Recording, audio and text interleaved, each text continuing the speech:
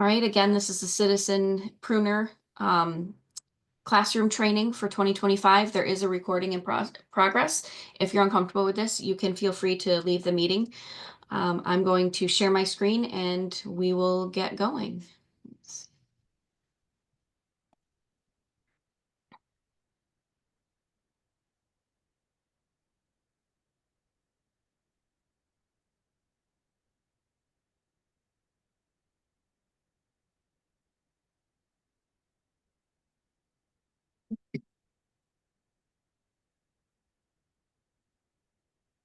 Here. All right, as I stated before, this is the Citizen Pruner training for 2025. Why is this not going forward? There we go. A little bit of what we're going to go over today. We're going to learn about the basics of tree biology, tree pruning, and the program itself.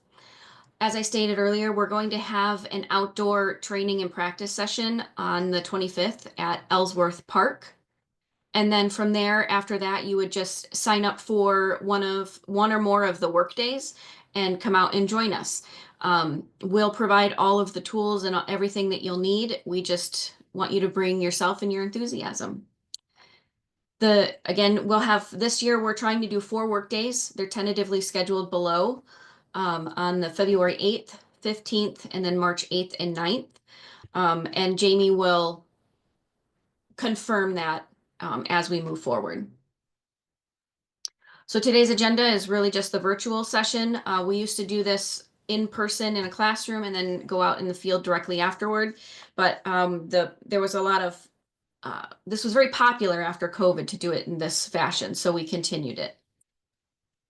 So our program began in 2011 with the goal of encouraging residents to become stewards of our urban forest and to help us with those newly planted trees, those smaller trees that don't require big lifts, big equipment, things like that, to help the tree get its best start. We've trained so far 184 citizen pruner volunteers, and we've pruned over 2,600 trees.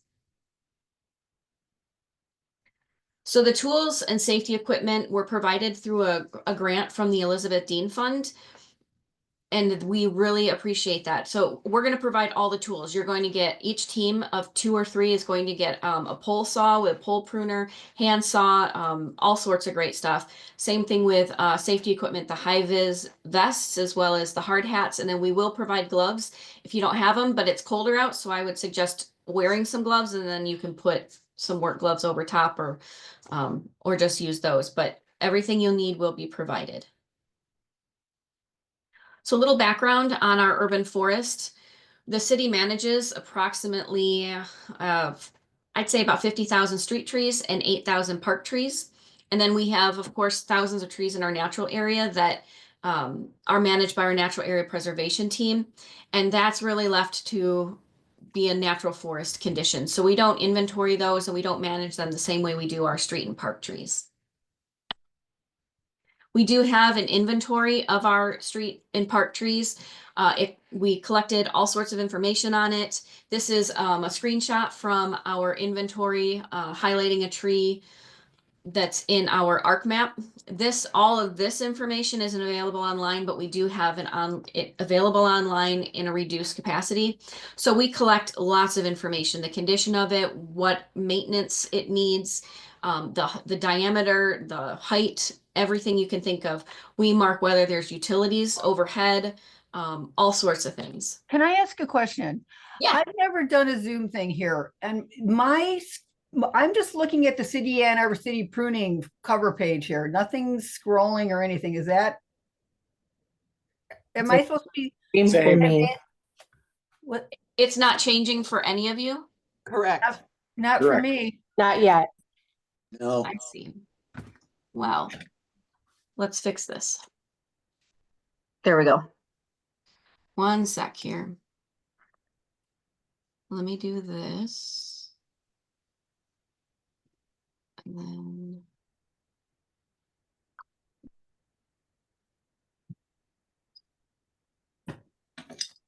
Real quick, just for attendance purposes, The person with the number as their name, what's your name? Oh, the one I just talked? Yes. Oh, my ID is 948. That's Eric, right?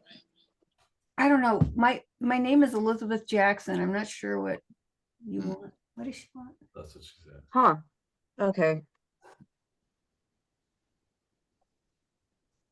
We're now seeing the slide that points out a single tree on, well, Yep. okay, now. But you're seeing it move now. We are, yes. Yeah, okay. All right. So thank you for that. Sorry about that. I must have been sharing on the wrong screen here. So we went over the work days, the agenda, a little bit of the background. Can I get rid of this thing? This was again just our how many street and park trees that we have. And I'll get back to our inventory. So this is what we see when we look at our inventory, all the background information, things like that. What you guys see is this. So you can go to this web page and it shows the location of all the trees. And then when you click on it, it'll tell you the species, and then it'll tell you the diameter. So you can go to your address and look up what trees are in front of your property or in your neighborhood, things like that. You see a tree you think is awesome, note the address, and you can go and figure out what it is.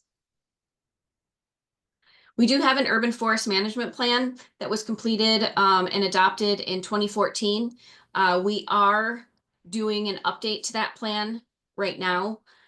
There is also an urban tree canopy analysis that we're working on, and that's going to tell us what we have canopy wise compared to our previous one.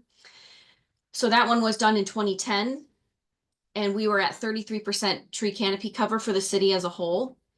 And we have a request for proposal out right now to hopefully get a contractor to update this for us and give us information on, are we losing canopy? Are we gaining canopy? Are we just holding steady?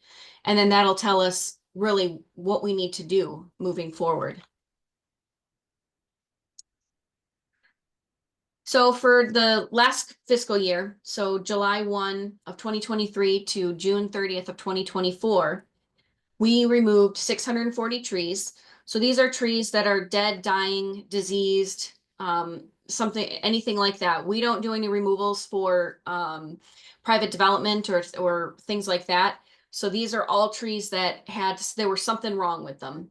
We did priority pruning on 4,500 of them and removed almost 600 stumps, and we planted a little over 1,000 trees. We also, with our Office of Sustainability and Innovations, did some planting on private property. They planted 22 landscape trees, and we gave away almost 4,000 seedlings. And then we responded to a little over 2,000 service requests. So that's residents calling in with a concern of some type about a tree or wanting a tree planting. Maintenance is the #1 need for our city trees. We have approximately 75% of the trees in need of routine pruning, and over 17,000 of them require young tree pruning, which is what the citizen pruner training is all about. Those are the trees that we're going to be focused in on. So before we go and start pruning on trees, it's really important to know a little bit about trees and how they react to things and what they need. So we all know that trees need water, they need air, they need sunlight, nutrients. And the one thing that sometimes people forget about is space. They think, there's a little tiny planting strip in front of a home and that should be able to grow lots of big trees. And space is really a limiting factor when we're talking about trees in the urban forest. We all know the parts of the tree. There are the leaves, the trunk and branches, and then of course the roots. The roots really anchor and support the tree. You'll notice in this image, a lot of times people think that it's kind of like a mirror image, that the roots are within the crown of the tree and they go as deep as the tree is tall. And that's kind of the image that's put out there. But really, the tree roots only go at most right about 5 feet below the surface, and that's just a few of them. Most of the roots are within the upper 18 inches of the soil, and they go out really far. They can be up to 2 times the height of the tree out from it. The roots are how the tree absorbs water, nutrients, and oxygen, and it stores carbohydrates, and it allows that transport of water and nutrients up and down that tree. So where do roots grow? They'll grow where there's adequate moisture, oxygen, temperature, and nutrients. So what I find interesting about this picture is you see the roots going around. I'm guessing that's a foundation there. And a lot of people are very concerned that the tree is going to destroy their foundation, get in there and just crack it all apart. If a tree has its roots and it gets into a foundation, there was already a failure in place. Trees can't crack a foundation if there isn't already a failure in place. If there is, and there's a crack, yes, they can grow in there and they can expand it and make it worse for sure. But really, trees hit a hardscape, a rock, something like that, and they go around it. The trunk and branches support the growth and add strength. And again, just like the roots, they're moving, it's helping to move water and nutrients up and down that tree. The trunk is pretty complicated. It's really a marvel. Think of it kind of like the skin on your arm. I see Eric, you raised a hand. Yeah, no, I'm finding this very interesting. So we're focusing maybe a lot on street trees here, and street trees have a street, on one side of them. Does that mean that the roots have to go even further parallel to the street because they can't move in the street direction, or are they simply under the street, or how does that Nope. work exactly? Yeah, they're not under the street at all. There's no oxygen or water getting through there. So they are simply within the planting strip. Now they will go underneath sidewalks sometimes and go into the front lawn area of your home. But when I say space is really the restricting factor for trees in the urban environment, this is what I'm talking about. They're really boxed in. If you've got a driveway on one side, the road on another side, and there's a sidewalk on, the other side, you're really starting to restrict where the tree can put out roots. Got it. And so since a lot of the roots will be moving parallel to the street, that almost implies a certain minimal distance between two consecutive trees on the same street. Yeah, we do for large canopy shade trees, we do about 45 feet. For smaller trees, medium to small, you can go smaller than that. But yeah, we a lot of times it looks like there's space for a tree, and we get folks that want us to plant additional trees, but we can't because there's just not enough growing room for them. Got it. Thank you. Of course. All right, so the bark is a defense against the outside world. So that's the skin of the tree. It's keeping everything out. The phloem, there's something called phloem, and that's the food transport system. The cambium is the live part of the trunk. That's what's producing new wood. So as the tree diameter gets bigger and bigger, that's what's creating that wood.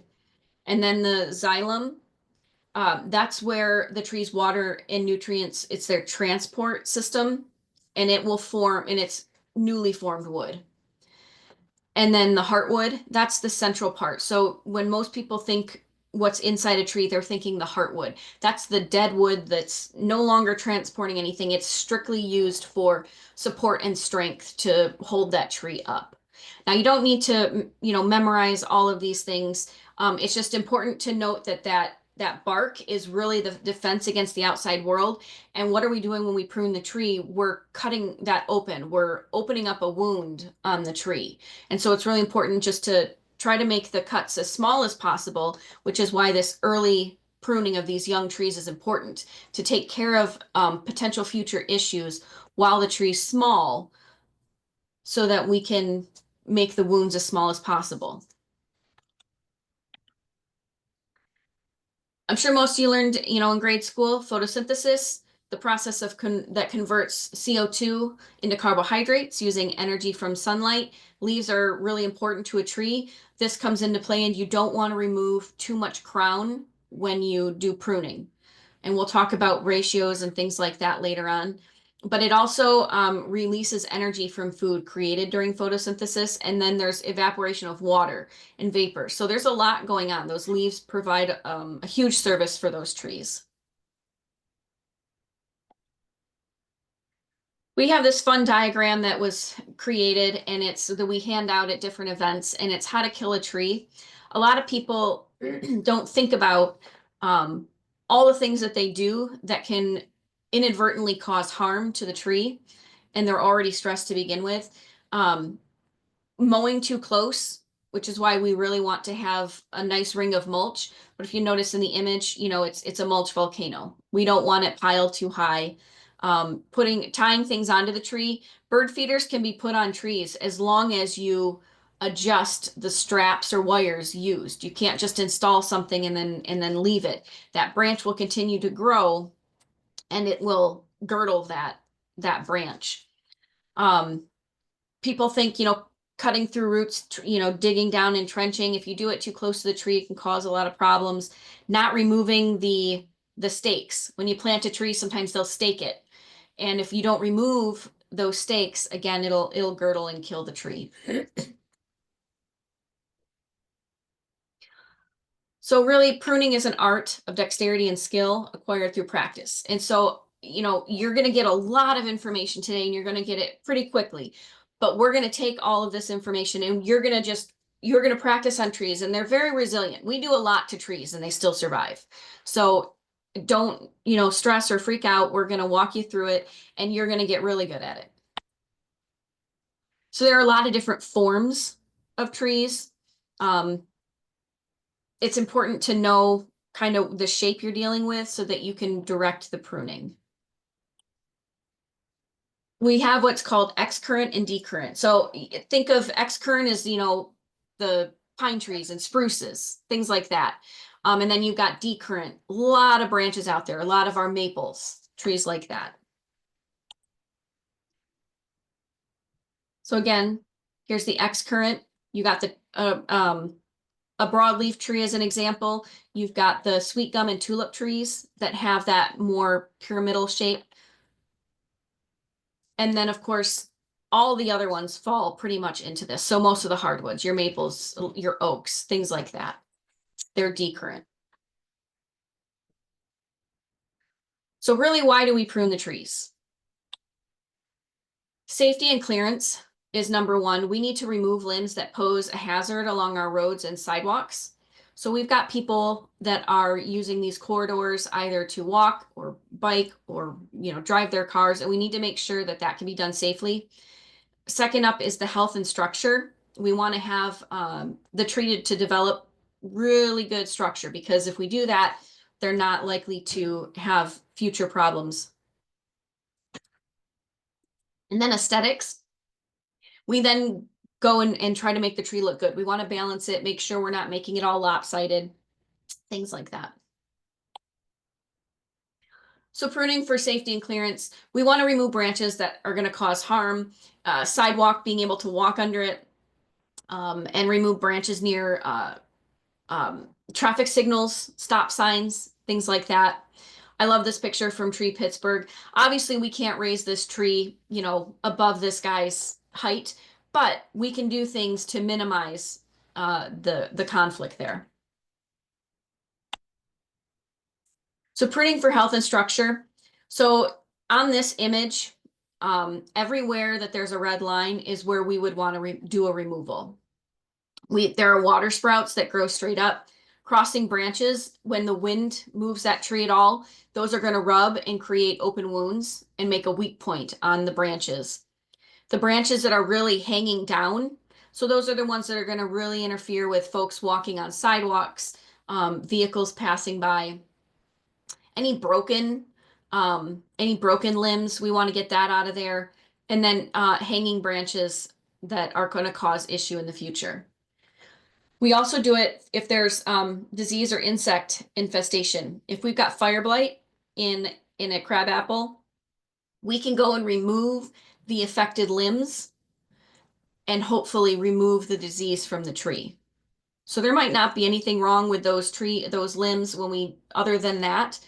and it would be the only reason they would be removed, but it would save the tree's life. So pruning for structure. So this is what happens when crossing and rubbing branches are not removed. You get, you know, this hole that's in the center, but those branches, that's a big weak spot up there where they cross. So we want to take a look at the union of branches. There's a U-shaped strong union and a V-shaped weak union. These are the two types of unions that there are. The problem with these V-shaped or codominant stems is that it's very weak where they come together and creates what's called included bark. That just means the included bark, there's bark down in between this, the seam there. I don't know if you guys can see my mouse, but there's a seam that runs right here, and there's bark on the inside of there, and it's letting in water and moisture, and it's holding it, and it's eventually going to lead to failure of that tree. This is how the tree fails with included bark. You can see it's dark here, and what's happened is the water has gotten in there, and you're getting fungal problems. So you're getting rot that's in there, and it's a very weak attachment, and it eventually will fail. So pruning for aesthetics, we just want to enhance the natural shape of the tree. So if you remember going back to, we have X current and D current. So X current is the pyramid type shaped trees, and the D current is the very round shape. If you know the shape of the tree, you can prune it to maintain that tree. So here's an example, excuse me, of some work done by our citizen pruners. And you can see we had the tree before pruning, we had low branches that were growing up into the crown. There was some crossing and rubbing branches, and it looks a lot better and will grow and be a healthier tree with stronger structure after that pruning. Again, here we have a bunch of water sprouts and lower branches after pruning. They took care of all of that. The structure looks really good. That tree is put out on the right foot for moving forward. So it's really important to understand a tree's response to pruning. We are creating a wound on a tree. The tree responds to that wound in a two-step process called compartmentalization. So after an injury, it compartmentalizes tissues where the wound was. So it creates this barrier. And that's to help prevent like water and fungus from getting in there and really causing problems with the tree. So the green is a decay organism. So we created a wound, say we pruned it or it was damaged in a storm. This is a decay organism trying to get in. What the tree does is it forms this barrier from existing wood, and it makes it unsuitable for decay organisms. Now, I don't know exactly how it does it, but I know there's a chemical process in place where it puts something in there, tannins or something, and it changes that so it can't do it. So step 2 is a barrier zone. And it's the zone between the green and the red. And it just makes it protective. It's like sticking a Band-Aid on it. So a tree's response to wounding, here's a proper cut made. Here's a partial wound closure. Call this a donut. We want it to completely seal over that wound. This is a complete closure. There's no decay organisms in there. It's doing perfect there. That's what we want. So poor wound closure, a lot of folks think, you flush cut it. We call it a flush cut. So you put the saw up against the trunk and then you cut the branch off right up against the trunk. And really, that's not good. It's not able to close over. It's not able to seal, and it causes problems. The other thing we get is we see that a branch has been stubbed off. So it's been pruned too far out. And so again, the tree can't create that donut and close over. It leaves open wounds on trees where decay organisms can get in. In the past, wound dressings used to be used. However, after a lot of years in science, it's not really recommended. It doesn't accelerate wound closure or reduce decay, and in some cases, it can slow that process down. There is a few exceptions to that rule. One is oak wilt. If we have to prune a tree that's susceptible to an insect or a disease during the active season, so when that insect or disease is prevalent, if for a safety reason we have to prune that tree, we will seal the cut. And this will prevent that organism from getting into that tree. So we can lessen the amount of wounding through proper pruning techniques. So let's go over those. Let's talk about the location of cuts and then the pruning methods. All right, so on this diagram, you've got a tree and there's a dead branch. We have something called the branch bark ridge and a branch collar.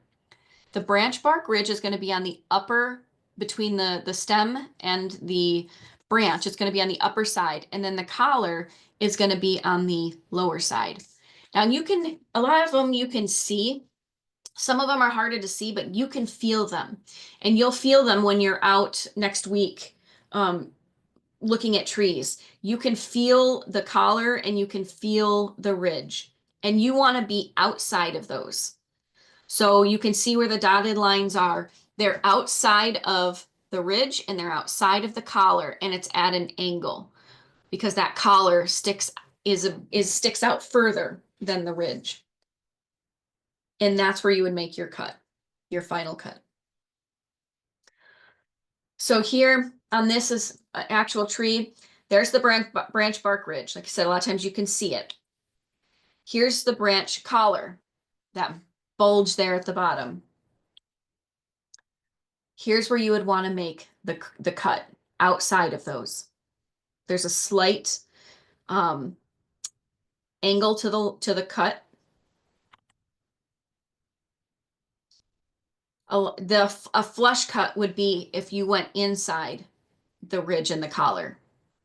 So you're removing the tissue that has the ability to create that donut, so it won't ever seal over. Again, here's the branch bark ridge. There's the collar. And here's where you would make your cut. And here's where you would not. Again, always outside of the ridge and the collar. Here are examples of proper pruning cuts. They're outside those ridges and collars. That will seal over with that donut. So let's look at pruning methods. If you've got a small branch, you can go ahead and do one cut. You can either use hand pruners, you can use a small saw. Either way, you're not worried about tearing. It's a simple one cut. When you're cutting a larger branch, you're going to do what we call the 3-cut method. So you'll have your first cut, what we call an undercut, and you're just scoring the underside of the branch. And then you're going to do your second cut, which is a little bit further out, past this. When you do this, it prevents tearing. So when this starts breaking off and the bark starts to tear, once it hits this, it will snap off and drop and it won't tear down. And then you'll make your final cut and remove the stub that you have.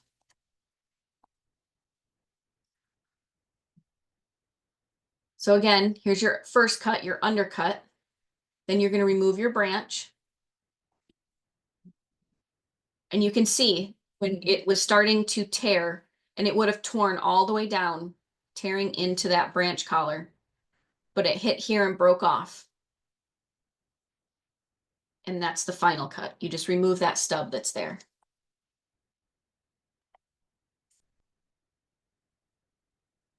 Three-cut method. Undercut, remove the branch. So here's that undercut.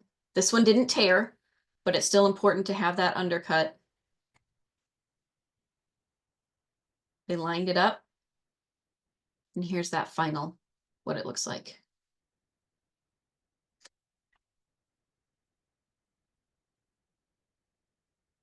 So this is showing the saw in that undercut. They're making their second cut to remove the main section of the branch, and then they came back and removed that stub. Tiffany, we have a question. Yes. Would you mind? I'd love to hear more about this undercut technique. How far do you have to go? I see it's not a complete cut. Is it about halfway through? Is it about 3/4 of the way? You really only need to go in, you know, not even a half an inch. Like it's a small, it's just enough so when that tears, it's gonna break off. So you don't have to go halfway through the branch because the weight is hanging down. So if you cut too far into the branch, it's gonna pinch your saw and it's gonna get stuck. So it's just and again, you're gonna practice this in the field next week. It's you go in I don't know, 1/4 of an inch. And that's usually more than enough. Perfect. Thank you. So three-cut method, you can see why this was gonna, if this had continued, it would have torn down. Same here. It broke off where there was a little branch here, but this would have prevented it from going any further. And this is what happens if you don't use the three-cut method for larger branches. This is a huge wound. This isn't going to seal over. You can see the tree is trying. This little bit, this is reaction wood, growth wood from it. It's trying, but it's never going to seal over. Here you can see again, big tear, big wound.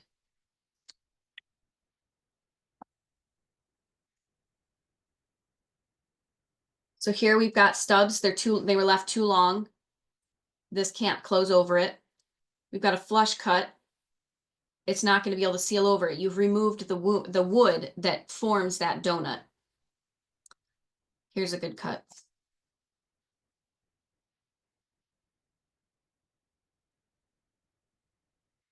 If you're pruning back to a bud, so sometimes you can't prune back to a good lateral branch, or and you don't want to take it all the way back to the trunk, and it's a smaller branch, you can prune back to a bud.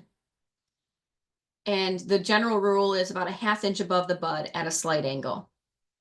You don't want to go too far. You can't be too close. The bud should be below the cut, and you don't want it too angled. We don't do a lot of this, but on smaller trees of certain species, you might.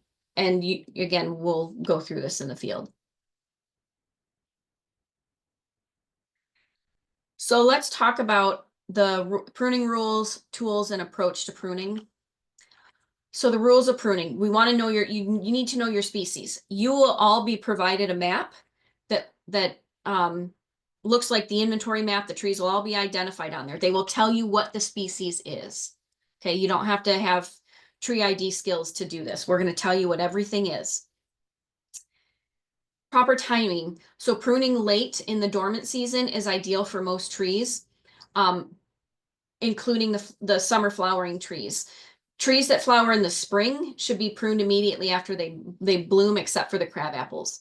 We do not prune oaks, elms, and crabapples in summer, and that's due to oak wilt, Dutch elm disease, and fire blight. And then ideally, pruning should begin 1 year after planting and continue at years 3 and 5. That you don't want to prune a tree when it's first planted unless there's something egregious. There's a dead branch or there's a broken, it's already going to have transplant shock. But you want to take care of those issues before the tree gets too big. You want to make tiny wounds. Always have a purpose in mind before making the cut. Each cut has the potential to change the growth of the tree. So we're not just going to go out there and prune a limb just because we want to prune a limb. We're going to go out there and prune a limb because it's causing a problem, or we need the tree to direct their growth in a different direction. Proper technique is essential. So you saw where if they didn't use a 3-cut method, those cause major tears and wounds in those trees. That's going to last the life of the tree. So we want to make sure the cuts we're doing are appropriate and properly done.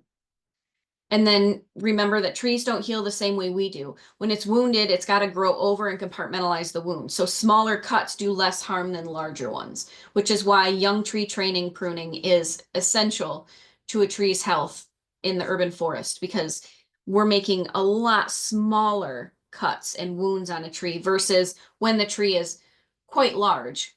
Those branches are now quite large and the wound will be quite large. So pruning for aesthetics and structure, pruning for structure and aesthetics should be done over several years. We might not be able to, you might work on a tree where the tree isn't done. So you made a bunch of pruning cuts and you've taken as much as you can take for the health of the tree, but you see there's still work to be done. You might not have a great looking tree or a tree that has no problems anymore, because we'll have to come back to that because we can only remove so much crown at one time. So we do the 1/3 rule. Remove no more than 1/3 of the live branches. If we remove too much, we're taking away the tree's ability to photosynthesize and make the carbohydrates, food, and energy that it needs. So we can only take 1/3. So you might take 1/3 of the tree and there's still more work to be done, and that'll just have to be done in the future. And then there's no topping. Topping is the removal of the tops of dominant branches to reduce the height of the tree. It's cutting back, maybe not to a lateral branch. It's just cutting it off midway. And it's poor form, it's poor structure, and it causes the tree, the response that it has, it puts out a lot of suckers, and those are really weakly attached. And here's where it talks about that. It lets in a lot of decay. It creates hazards. And I mean, I personally think it doesn't look good, but there's still a lot of this that takes place. So we won't be topping any of the city trees. So the approach to pruning, and you're going to see some photos and things like that. These are actual citizen pruners and stuff out taking a look. This is a work day, not a work day, I'm sorry, the practice day, and we're in a parking lot. You're going to start by walking all the way around the tree. You want to look at it from all angles. A tree can look very different from one side to the other. You're going to identify any hazards or potential hazards. So you're going to look for broken branches, rubbing branches, diseased branches. You're going to look for tripping hazards. What do you see? You're going to look, are you along a road? You're going to be watching to make sure, cars are staying away from you. Always have a purpose in mind before making a cut. So you're going to look at what needs to be done, and then you're going to talk about it with the folks that you're with and say, yeah, this branch is growing straight up. This branch is, crossing or rubbing. We're going to cut these off. So take your time. Become familiar with the site and the tree. Know where the branches will fall and make sure you're not standing under them. Make sure a fellow citizen pruner or a bystander is not under them. If there's a car parked underneath the tree that you have on your sheet to prune, you can skip it because we don't want any damage to personal property. You're going to have safety glasses, leather gloves, hard hats, and safety vests. These are a requirement. You have to wear them. If you have your own safety glasses, that's fine. If you have your own gloves, that's fine. We have hard hats and safety vests that are marked with Citizen Pruner on them with the city of Ann Arbor. So it also identifies you to residents and property owners if they're confused about what's happening. We also do a mailer to the areas we're going into prune to let residents know we're coming in and give them a chance to opt out of having their tree pruned by our group. So use the proper tool. You're going to be given lots of tools. Identify the branch, bark ridge, and stay the branch bark ridge and the branch collar, and you're going to stay outside of both. Make the cut carefully and in the right location. Use the 3-step method for larger branches. And make a smooth cut. So that just means you don't have to push really hard with the saw. You don't have to go really fast, just smooth cuts, and you won't get the jagged edges with a smooth cut. You don't have to go really fast. These saws are made for this, so whether you're pulling or pushing the saw in back and forth, it's making cuts. And then prune back to the bud, a parent branch, or the trunk, because we're not going to cut mid branch unless you're in your tri-cut method and you're on cut 2. You can cut in the middle to get rid of that branch, and then you'd make your final cut. So here's an example. We've got broken branches that we need to deal with. So you're gonna walk up to a tree, you're gonna walk around it, and you're gonna want to identify these things. Here we have codominant stems, so we're gonna want to remove one of them, choose one to be the leader. We've got suckers at the base. We're going to want to remove those. We've got what we call epicormic sprouts. Those are branches that shoot straight up into the tree. They're weakly attached, and we don't want to have them in there, and they're going to cause problems for the other branches. They're going to cross and rub everything they go past. And then you've got crossing and rubbing branches. So you're going to want to select a branch to be removed to fix that. And then you have poor branch attachment. So the other branches are, you can see they come out a little less angled than here. This is a very steep angle coming out of here. And then that might tell you which branch you're going to remove for that crossing and rubbing. So the growth habit of a shade tree that's been properly pruned on the bottom when compared to one that hasn't been pruned properly on the top. You can see they both start out somewhat similar, but the one that's been pruned really starts to have a lot better habit. These other ones, the branches that hang down and have poor form continue to have poor form.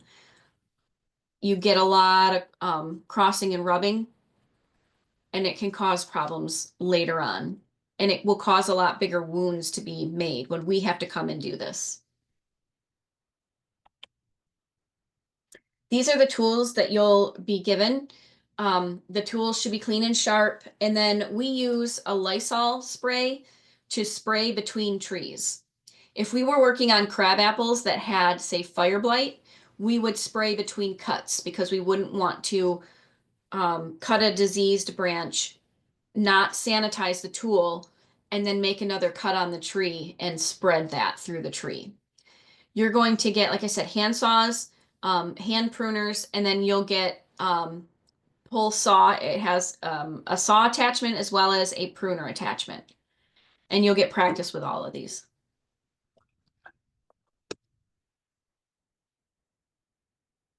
Let's talk about pests and diseases that we're watching for in our urban forest. So we want to watch out for oak wilt. The city found its first oak wilt in Bird Hills nature area. I don't think it was last year. I think it was the year before, 2023. And it can cause some real problems. It's a vascular disease that's transmitted by picnic beetles and root grafts from infected trees to healthy trees. The red oak family is more susceptible than white oaks. And the red oaks, you can have a 40-inch diameter, 100-foot red oak that's completely healthy and it gets oak wilt and it can be dead in 5 weeks. Oak wilt, like I said, was found in Bird Hills Nature Area in 2023. We did eradicate that. However, our natural area preservation team is monitoring the area to make sure it doesn't come back. Beach bark disease. We do have some beaches, especially in our natural areas, less so on our street trees, but it's a concern. It's been found in northeastern US, in the Upper Peninsula. It's infected by a scale insect, and that feeds on the trunk. And it allows a fungus, a Nectaria fungus, to enter, and it kills the tree. So you can see a healthy beech tree up on the top, and then it's covered in scales, and it's causing widespread death to the American beech trees. Asian longhorn beetle. It was found in Chicago and eradicated. It's in Toronto, New York, New Jersey, Massachusetts, and Ohio. It's not been found in Michigan yet. However, its preferred species are maples, elms, willows, horse chestnuts, and buckeyes. We have a lot of those around here. This is a big insect, as you can see. With its antennae, it's 3 inches. You're going to notice it. We do have some that look like this that are native.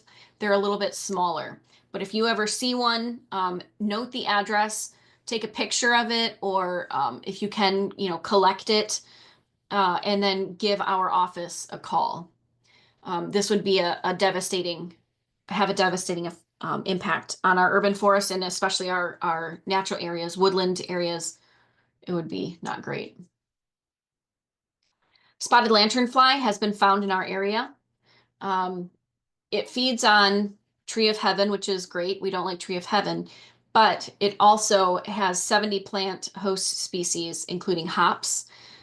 It does impact other trees.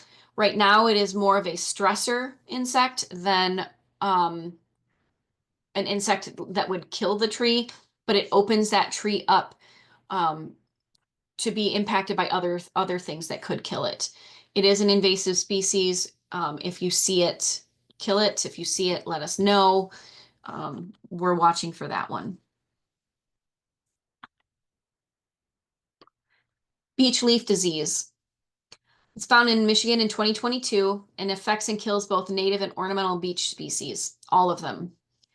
It's associated with a nematode, which is a little guy that lives the nematode lives in the ground and affects the tree roots. It's been discovered in recent years, and we don't know a lot about it. They're still doing a lot of research on this, but it's affecting in Ohio especially, and where we found it in Michigan, the beech forests are declining rapidly.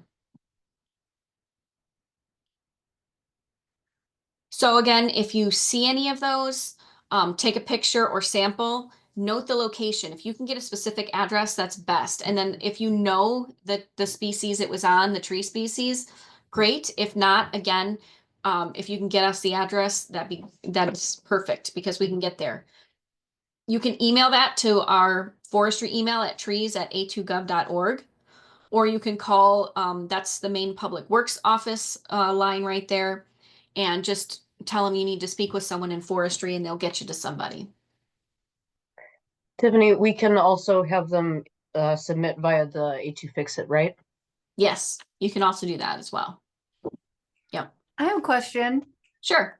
If there are all these, insects and stuff that we're as just citizens would be very helpful to be aware of and then be able to notify, the city.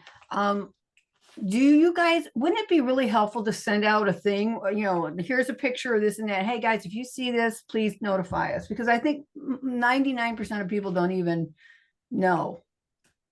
Yep. So what we do is like when beech leaf disease came out. We put it out on social media. We also notified city council and all of that. Same thing with spotted lanternfly.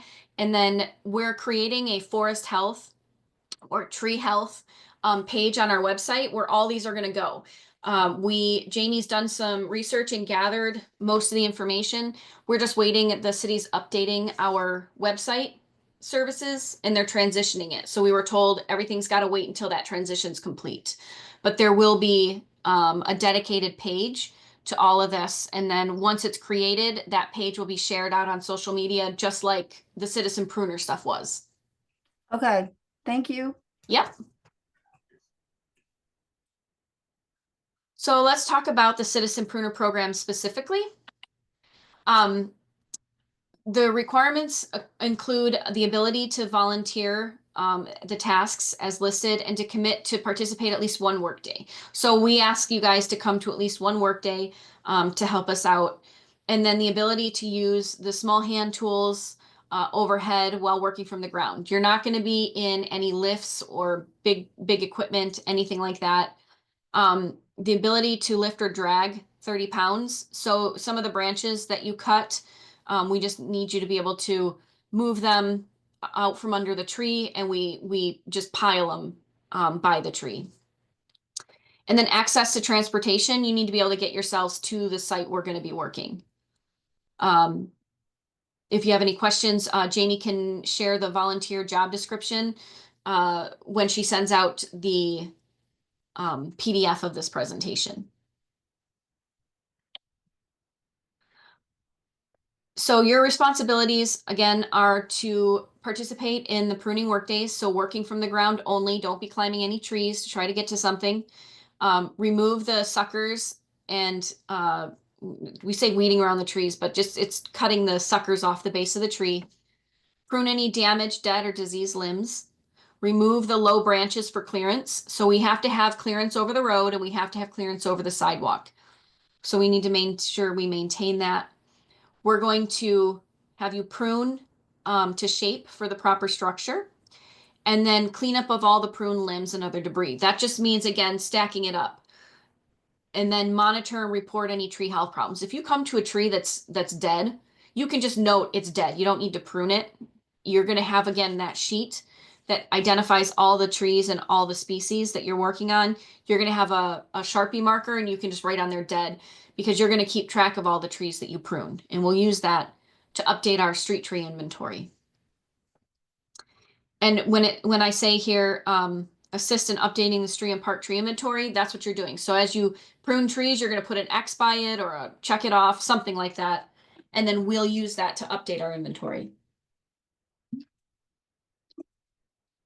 And then you're going to interact with the public sometimes. You're going to just need to understand the importance and techniques of tree trimming and help promote the program. So if people come out and see you, hey, what are you doing? You can give them a basic, oh, we're pruning trees and we learned how to do the proper techniques. So we're just applying those skills, so folks understand you're not just out there randomly pruning the street trees. So you're going to receive instructions and information concerning the site and the scope of the project. So we all meet at one central location and you get your equipment, your personal protective equipment, your clipboard with your assignment work on it. And we go over any safety concerns that there might be. And then report any concerns you have to us as soon as you can. Lauren. Yeah, I had a question. When you were Yes. talking about clearance, you mentioned a couple times, it absolutely makes sense for clearance for the roads with vehicles and the sidewalks with people walking. Mhm. I'm wondering because the city forestry also covers the greenways near where there's bikeways. What comes to mind is the smaller trees on Division near Packard, but other places as well. Is that something to keep in mind as well, or how is the citizen pruner looking at that? Because I can say as a biker that can be challenging for some of those young trees. So yeah, well, any clearance that we get over the road will be enough for a bike, because the clearance we want is going to be enough clearance for a fire truck to get under. Is there like a specific height that might be helpful as a Yeah. more direct rule of thumb for us? Yep, we're going 15 feet over the road. That'll allow a fire truck, a delivery truck, an ambulance, a plow. You think of those huge plows coming down the road. But you're not always going to be able to get that clearance. If it's a small tree, you aren't going to be able to raise it 14 feet. So we'll go over that on how you prune that somewhat directionally away from the road. And then there are some that will be pruned later on. They aren't impacting the road at this time. Okay, thank you. Mhm. Okay. All right. And then responsibilities of city staff.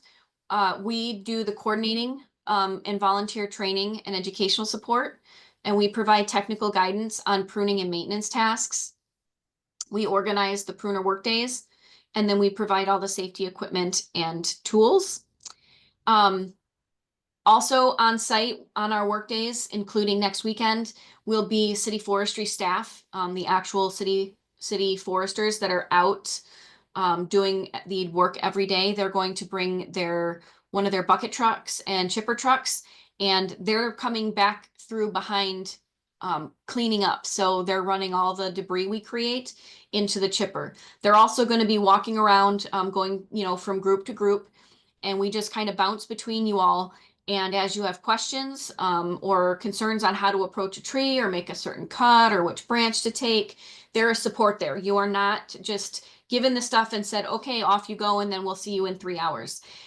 We are walking the entire time from group to group, multiple of us, answering questions, providing support, anything like that. Contacts here. My contact information is listed. Is there a question from someone? Okay. My contact information is listed. However, again, I will be leaving the city. So Jamie is coordinating everything this year. You've all heard from her. That's how you're on this webinar right now. And you can reach out to her with any questions or concerns. She will be following up on Tuesday next week with PDFs of all of this. A typical workday really starts out, we meet on site. City staff and advanced citizen pruner volunteers. We have volunteers that have been pruning with us every year since 2011. They will hand out the assignments, which include the maps that have addresses and tree species on them and any other important information. And then we break you up into teams of 2 to 4 with an advanced citizen pruner with new folks. Each team takes a set of tools. They'll be in a bucket, a 5-gallon bucket, and then you go off and you start pruning the trees. And then we'll be around to answer questions. You'll pile the pruned branches at the curb for pickup that our forestry staff will grab. And after you make a cut, move the branch out from underneath the tree to that pile. Otherwise, it's easy to be looking up at the next branch you want to cut and trip over the branch you just cut. And then you're going to bring the tools back to the staging area at the end of the workday. And the workdays last about 3 hours. However, if you get cold, hungry, you don't want to do it anymore, you don't have to stay for the full 3 hours. We appreciate it if you do, but if you need to go, you do what's best for you. We just ask that you check in with one of us to let us know that you are leaving, because at the end of the day, we do basically a roll call to make sure we have everybody. We haven't left anybody behind, and then we disperse. If there's inclement weather that could impact the work days, like a winter weather advisory, winter storm watch warning, we will cancel the workday. If in the event we have to cancel, staff will call each volunteer to notify them. So please make sure that you've provided Jamie with the best number to reach you, because we may need to call you to cancel. Dress in layers, hand and foot warmers are a good idea. And note, we don't provide these. Sometimes we have a couple of extra that staff brought, but we don't have enough for everybody. And then we don't cancel due to cold weather unless there's a wind chill advisory. If we had a work day scheduled for Monday or Tuesday next week, yes, we would be canceling. But for the most part, if it's cold, we're still working. There are other opportunities outside, Lauren. Oh, I have a related question. Totally understand. If it's cold, we can still keep going. But we're nearly in the season of ice storms. Are there any practices if the tree is covered in ice? So on a day like today, where it's kind of that slush in between the ice and the rain and the snow, does that impact the way that we cut trees? Nope, not at all. So if we get ice that's actually sticking to the trees, there's going to be some kind of advisory. And so we would be canceling it. If we have a lot of snow like the day before and crews are still out plowing, trying to get the roads and neighborhoods cleared, we may have to cancel because all of our forestry folks are out dealing with snow. But for the most part, unless there's an advisory or a warning, we will be holding the event. Okay, thank you. Yep. I just have a quick question. Yeah, one sec, Kevin. Rainey, go ahead. I just wanted to be really affirming about how good the conversations are about a tree. I know last year when I did this, our group inevitably came up with a better prune because we listened to each other. And so that hadn't always been my experience. And it was just impressive to me, like how beautifully we each see trees differently. But we ended up with really great and healthy prunes for the tree. Great. Thanks, Rainey. Kevin, go ahead. Yeah, is Emerald Ash Borer still around? Yes, but we don't have all that many ash trees, so it's not something we run into really a lot. Okay. Most of the ash trees are gone. I only ask because I have a live one that's healthy. So Yeah. Yep. I mean, it's still around, but we just don't have all that many ash trees to go after. understand. Yep. Okay. Oops. Let's go back. So again, other opportunities outside of the Citizen Pruner program. There is a program run through Michigan State University Extension. It's basically volunteers adopt a sentinel tree, and they periodically monitor that and provide updates on its condition to Michigan State University Extension. If you're interested in that, there is a QR code here. There's also the website. Again, this will be in the PDF that's sent to you. Feel free to reach out to them. And then we have the 10,000 Trees Initiative. That's run by our Office of Sustainability and Innovations with the goal of seeing 10,000 trees planted on private property by 2030. They have given out more than that number of seedlings. However, they're continuing to run that program. And you can reach out to Sean Reynolds if you're interested in volunteering for that program, either tree planting or the seedling giveaways. So here's the 2025 workday schedule. Jamie will let you know if anything changes. I would recommend when she sends out a call for sign up, who wants to sign up for what, that you respond sooner than later, because we'll give you guys several days or a week to sign up, but then we open it up to all of our past citizen pruners and they tend to fill up quickly. So we always give you our folks here the chance to sign up first, and reach out to Jamie if you have any questions on that. All of our work days this year are running from 9 in the morning until noon. We didn't have forestry staff available for any afternoon prunes.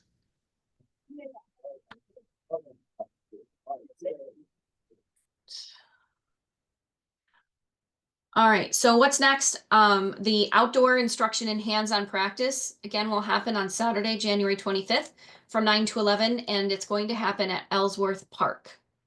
So Ellsworth Park is off of East Ellsworth Road. Here's Jonathan Court, and Jamie is going to send where you guys should park, all of that information later next week to give you where you should go, what time you should show up, and where we're going to meet within the park. And then what we do is we practice on those park trees. We learn go over everything that we learned again here today, and really get some hands-on experience.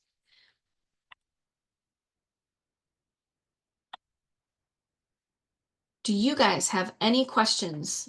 I know we went over a lot. I'm going to stop share. I have a question. Yes. You were talking about at the beginning about root depth of, old established trees and Yes. how deep they can go. If there is no place for it to go, essentially, because there's a retainer wall and driveway, and can it keep going deeper like than the 5 feet to compensate? I mean, can it go really deep to compensate for the fact that it can't spread laterally because of a retainer wall or driveways or whatever? It's very confined. No, unfortunately, the roots have to have oxygen. And the deeper you go, the lower the oxygen levels. And the most we found is very, very few roots between 5 and 6 feet. In fact, when we get oak wilt and we're trenching around those trees, you have to trench to sever all of the root connections. We use a vibratory plow and go down 5 feet. We don't have to go down any lower than that because the roots are so minimal and so tiny. They're not grafted to anything. Okay. It doesn't do the spread. So they've got to have oxygen. Okay. Yeah. All right. Thank you. Mm-hmm.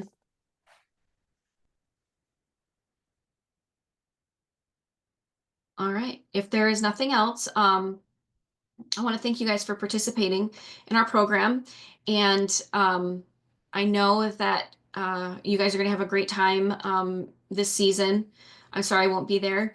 I appreciate really this whole program and everyone who participates in it over the last 6 years that I've been here. And just reach out to Jamie if you have any questions. She will be emailing this PDF. It will be online as well as the recording of this presentation. So thank you all so much and enjoy the rest of your weekend. Thank you, Tiffany. Thank you for your Thank you. service. Thank you. And, Thank you. Thank you. Bye. and I apologize for being late. I'm sorry. Where are you headed to? My family and I are moving to Atlanta, Georgia. So My goodness. I'm going to be the new director of natural resources for the city of Atlanta. So Well, lucky them, but yes, sorry for us. Best wishes. Yeah. Yep. Thank you so much. Thank You you. guys have a great time. All right. Bye, Bye. Tiffany. Bye.